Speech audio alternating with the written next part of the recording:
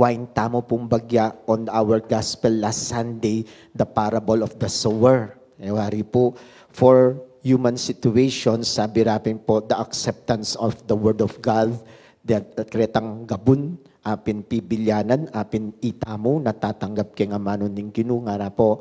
Nung apansinan niya po, out of the 4, metong yamo itang tinod. Sabi napin po, metong yang may tinanggap, detang atlo, rineject da. Napin po bala mo, mas dakal pa yata yung re-reject tamo yung amano na ning Ginoo kaya sa akin, tatanggapan tamo, harapin. Kasi po na minsan, by human situation, by human realities, harapin po, eta naman ngan, sabi ko po niyang Sunday, kareng paparokya, eta naman ngan talaga, mamunga. Amo nang minsan mamunga ka. Nawari po, amo nang minsan pasaway ka, nabalo mo ng mali, gawan me pa. Amo nang minsan na nakaking kalangi. Kabisang kimot, kabisang misip, nakatamad mga di, ngarapin po, kaya katamo. Pero the point is, nga na, kaya katamong biye, talagang kailangan tamong mamunga. Kailangan tamo pong tanggapan ng amano ng Ginoo. And our gospel for today, sa concrete, kay po, situation, anong no ka rin, akit tala po retang rejections, detan the 3 rejections, nasasabyan na po ng gospel tamo last Sunday, uling dimdam tamo po, nung pakanano nung maramdaman, Jesus, det pong Corazin, Bethsaida, ang popa in Capernaum. Nung ega na ganun sanang milyarik, kayong milyarik in Tiro at Sidon nga na po, which is the 2 cities in the Old Testament. Sana ding tao ka rin, may kiramdam, migbayo lang nga na. Uling mikapamikatagon na talagang pepalto na ning Diyos nung pakanano nala dininanulaga, ini pong Corazin, Bethsaida, ang popay Capernaum nga na. These are cities po niyang panahon ng ginuta mo na itana po si Simen. Pero nung akita mo po, nanong pupunto ng Ginoo kaya katamo? Sayang impamikatagon na milyari karela, uling alalang gewa. Tapos sabihan tamong lost opportunities. Kaya katamong biye.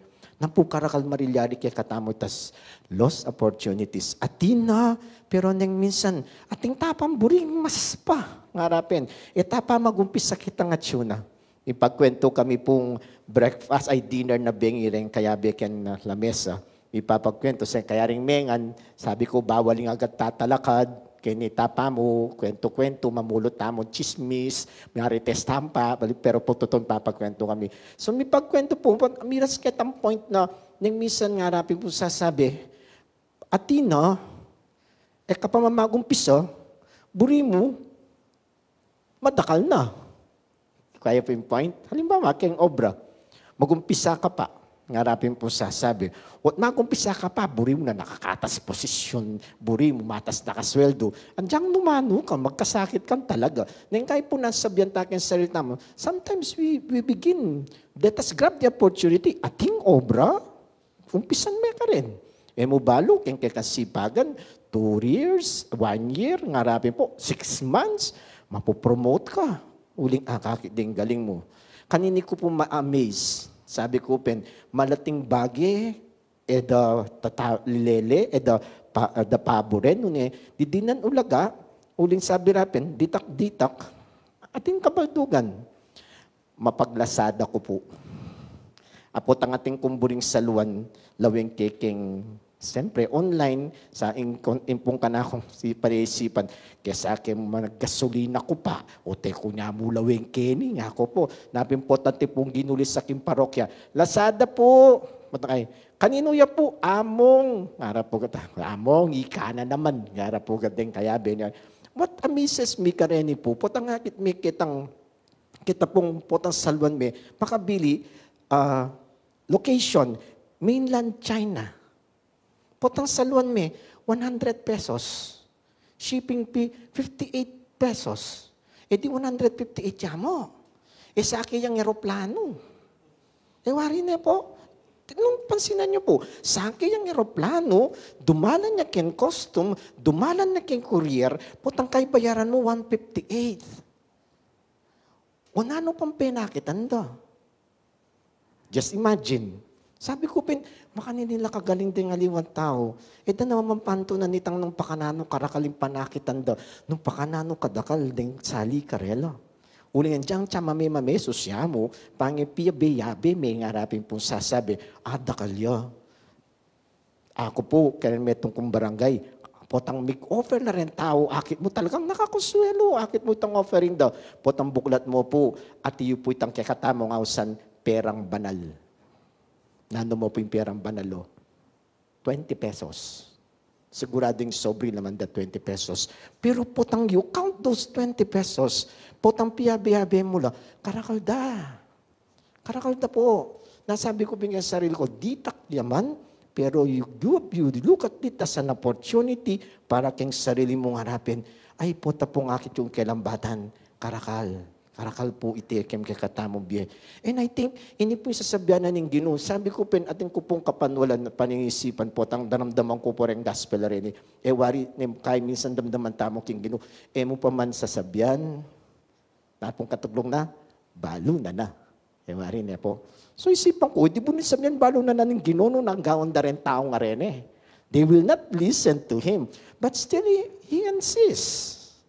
Ligura na lang pa mo rin. Giwa na pa mo rin nga napin po. Niyang pamaramdaman na lang, the point is, these are the opportunities na bibigyan ni Ginoo kay katamo. Kailangan mo siguro din ang tampansin.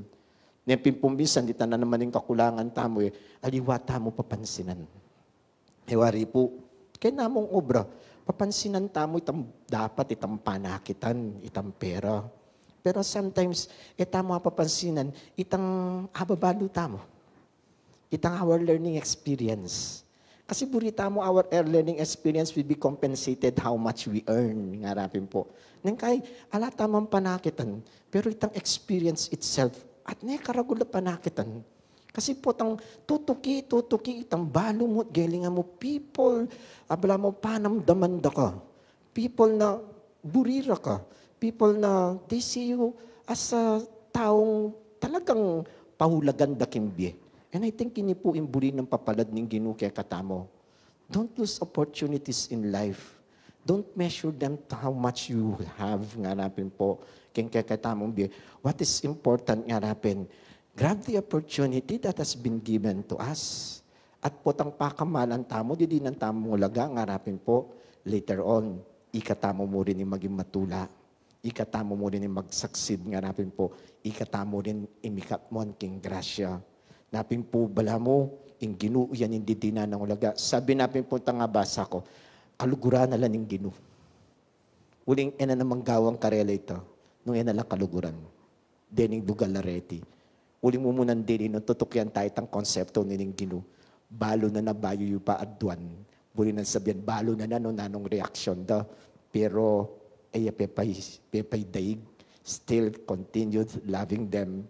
Sosopa na la, tuturuan na la. May itong siguro yung kahit na challenge ourselves, karening opportunities that comes our way.